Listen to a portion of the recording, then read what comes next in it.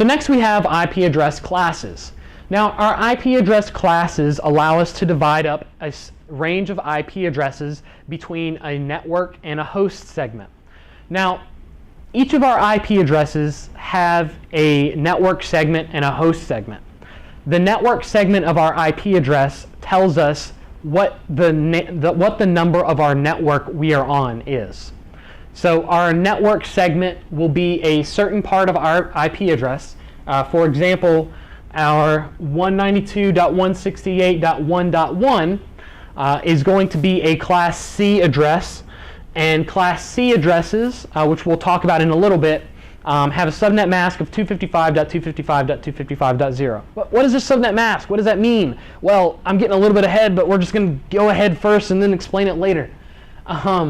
So our 192.168.1.1, its subnet mask is going to allow us to know that everything to the left of this line is our network ID, is our net ID. So our network ID is 192.168.1. That's our network that we're on. Every computer inside of our network, every computer that we can connect to without having to go through a router is going to start with 192.168.1. Now, you may say, but wait, I know a friend of mine who lives in a different house than me who has a computer with a 192.168.1 network ID. Well, we'll even go into that later, and when we're talking about public versus private IP addresses.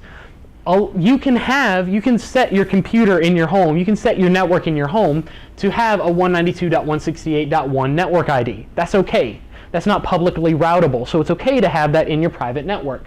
But anyway, back to where we are now.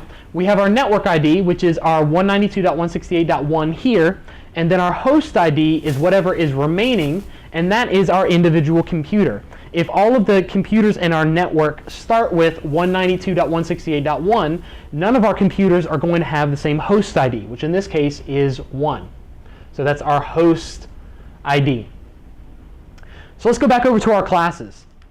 Well, if we have all of our computers on networks like this, then we're going to have a heck of a lot of different possible network combinations. We may have a lot of different networks, but we're not going to be able to have very many hosts because our network ID can be very, very long. We talked about we have our 32-bit addresses. In our network ID segment, which is 3 of our 4 octets, we have 32 minus 8, which is on our last octet. We have 24 total potential binary digits to describe our network ID. So all of these digits beforehand are our potential network IDs. And you change a single one of these binary digits, and you're in the same class of addresses, and you're changing what network you're on. So with this, we can have a ton of different networks, but only itty-bitty little host number. So we mentioned before how we can go from 0 to 255. We need to subtract 2.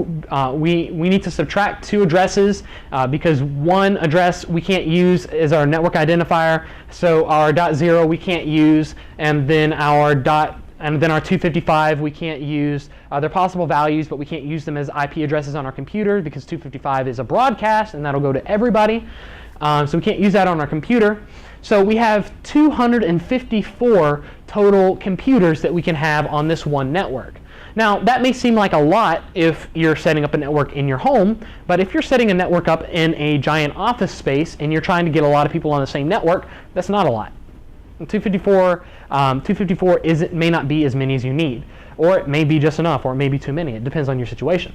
Thousands and hundreds of thousands of potential different networks may be way more than you may need, or it may be just enough. So essentially, what I'm trying to say is, in our different environments, we need to have different classes of IP addresses. We need to have a way to separate our network ID from our host ID, and we need to have a way to determine how many of these are potential network addresses, how many of these are potential host addresses, and what IP address should I choose in order to decide, I have a big environment where I need a lot of potential hosts, or I have an environment where I need a lot of potential network IDs. I don't need as many hosts. So when IP version 4 was developed, we also developed these different classes. This is called classful IP addressing. And each different class separates our network ID from our host ID at a different point. Tracking me? If not, rewind a little bit. Our IP addresses are separated at different points. Now, our class A addresses are going to be 1.0.0.0 through 126.0.0.0.0. Our class A addresses are going to have a subnet mask of 255.0.0.0. Now remember, I promised you guys that I was going to talk about subnet masks in a little bit. Subnet masks are what let us know what portion of a IP address is a host portion and what portion is the network portion. Let's take a look back over at our binary here. Let's erase our binary. And unfortunately, we're going to get rid of our nice funky little chart here. So 255.0.0.0. Well, what is this really doing in our binary, on our binary level? Well, if we take our 1.0.0.0 address, for example, 0, 0, 0, 0, 0, 0, 0, 1, and then the rest of our octets are all zeros, a bunch of zeros over there. So we have our first octet with all zeros and then 1, and then all zeros, all zeros, all zeros. Our subnet mask, our 255, we mentioned, is our highest number. So when we write out our binary octet can handle. So we write out our subnet mask in binary. You don't have to do this every time because luckily 255 is the highest number. And we see that 255 is all ones and then zeros. So IP address, subnet mask.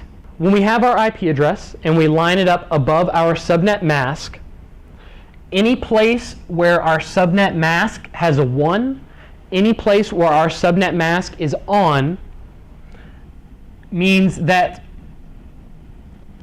whatever is on our IP address on that corresponding switch is part of our network address. It's part of our network ID. So all of these are 1s, so that means this entire octet would be our network ID. Again, we've got a little bit of help here in our classful addressing. In our subnet mask, and when we're doing subnetting, it's going to be a lot more difficult, but we'll take it one step at a time. We'll walk before we run. Our classful IP addressing, all of our subnet masks are going to be 255s. We notice in Class A it's 255.0.0.0. Class B, it's 255.255.0.0. And Class C, we have 255.255.255.0. So in our Class A addresses, whatever IP address we have, the first octet is our network ID. So the first 8 binary digits, that first octet in our Class A addresses is going to be our network ID. The rest of our addresses the rest of our octets are going to define what hosts we're using. Now, with Class A addresses, this leaves us with at most 254 networks and hundreds of thousands, millions of potential computers. Now, unless we're an internet service provider, we don't need a gigantic Class A address. We may set one on our network just because, but we don't need the full use of a Class A address range, because now we have only at most 254 networks, but millions of hosts. So we have our Class B and our Class C. Now our class B is going to provide us, is going to shrink the number of our hosts down, but it's going to increase the number of our potential networks, because now class B addresses are between the range of 128.0.0.0 through 191.255.0.0. Which means, because our subnet mask in our class B addresses are 255.255.0.0, our first 2 octets in our class B address range are going to be our network ID.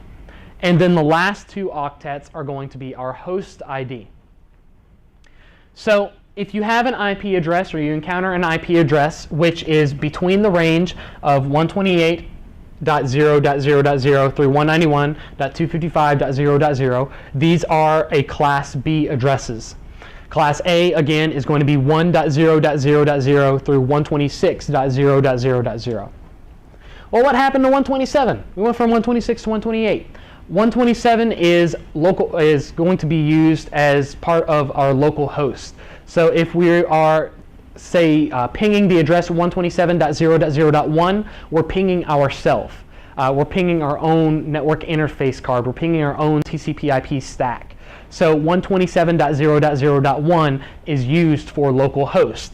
That's why it's not included in either our class A or our class B ranges. Next we have our class C range, and class C is going to jump directly from 191 to 192. Our class C range is going to include 192.0.0.0 through 223.255.255.0. Now our class C ranges are going to have a subnet mask of 255.255.255.0. Hey look, we have a 192.168.1.1 address up there. That's why we said that our first 3 octets were our network ID and our last octet was our host ID. Because if we look here, we see that our class C addresses, all of them, have 255.255.255.0 as its subnet mask, which means we line it up, we cut it off. Our first 3 octets are going to be network ID, and our last octet is going to be our hosts. And then lastly, we have our class D addresses. Now our class D addresses are going to be used for multicasting. Now what is multicasting? Well, multicasting is when we send out data, we send out a packet to a multicasting address, and that address is used to send data to multiple different computers. So our multicasting address range is 224 through 239, 224.0.0.0 through 239.0.0.0, and that will be our multicasting address range. We don't have a subnet mask that we use for this multicasting range, and we won't be assigning this to particular computers or using this as IP addresses other than multicasting. So, just as a quick recap and a way that we can remember these Class A, Class B, and Class C address ranges, let's think about it this way. One of our notable addresses that you'll get to know as you work with computers more, especially if you're around a lot of computer jargon or people that make really nerdy bad jokes, you may hear somebody reference, there's no place like 127.0.0.1, because 127.0.0.1 references your local host, and your local host is the computer you're working at, so it's sort of like your home. So there's no place like, you guys get it. So our Class A address range, the IP address after that is going to be 127.0.0.1. So everything from 1 to 126 is going to be our Class A range. So if you see anything 1 to 126, that's going to be our Class A range. And you can think in your head, okay, 127.0.0.1 is localhost. So anything before localhost is Class A, and then starting at 128 is Class B, right after localhost. And Class B is going to run from 128.0.0.0 through 191.255.0.0. So you think in your head, okay, how can I remember the separation between Class B and Class C then? Well, a very common IP address default for routers that you buy in the store is 192.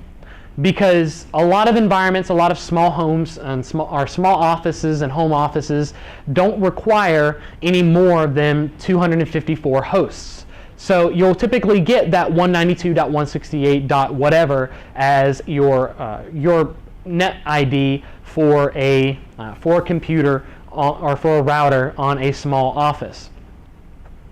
So keep in mind that 192 is going to start off your Class C.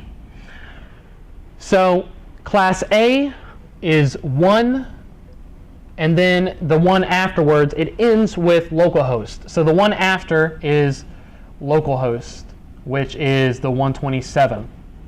So Class A is 1 through 126. Class B is our IP address after localhost, 128, through 191, right before our standard router that we buy from the store.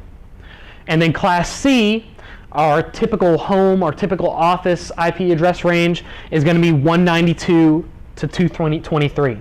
Now, not quite clever enough to remember how we stop at 223, other than it's one of those things you're going to just have to memorize. That 223 is where we end our Class C address range. And then Class D we pick up with 224 to 239. Well, what about after that? We've talked about earlier how each of our octets can be up to 255, so why do we stop at 239 here for multicasting? Well, after our multicast address range, we're going to have our experimental IP address range, and we're also going to have our broadcast address range. We're not going to include those, however, in these classes, just so we can focus on some of the more critical ones and some of the ones that we really want to learn, but we may address some of those later. But for now, we want to focus on our Class A range, our 1 to 126, Class B range, 128 to 191, Class C range, 192 to 223.255.255. And then also remember that our Class A IP addresses are going to have a subnet mask of 255.0.0.0. Class B IP addresses are going to have a subnet mask of 255.255.0.0, and then Class C address ranges are going to have a subnet mask of 255.255.255.0, and then multicasting.